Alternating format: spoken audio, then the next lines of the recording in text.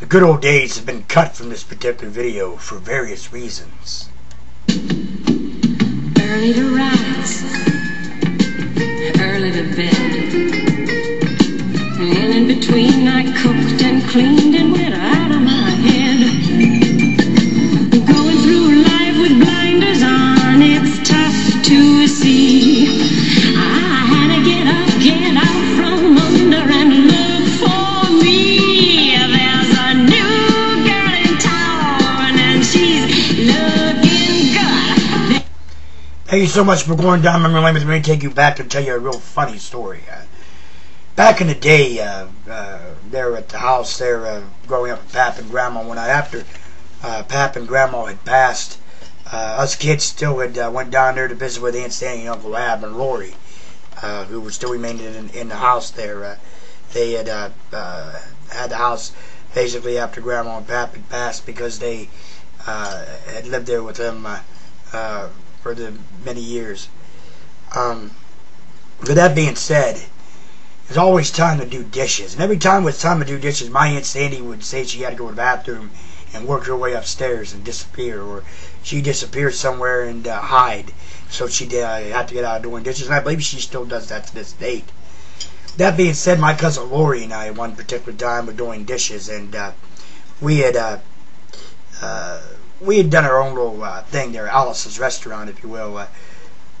There from the TV show Alice, Mel Sharp was Vic Tayback, Alice was Linda Lavin, and Polly Holiday played Flo, and a couple other different characters and whatnot in there. And we played our own different deal with Alice, if you will, the Mel's Diner. And, you know, we basically had like a ditzy blonde waitress, Blondie, you're ditz. And, you know, me and Lori would be like, you know what, Blondie, if you can't get these meals out, you're going to be fired. Well, nonetheless, we're just sitting there doing dishes. And like I said, Lori would wash and I would dry. And one particular time, we're sitting there and one dish and stuff, and I'm like,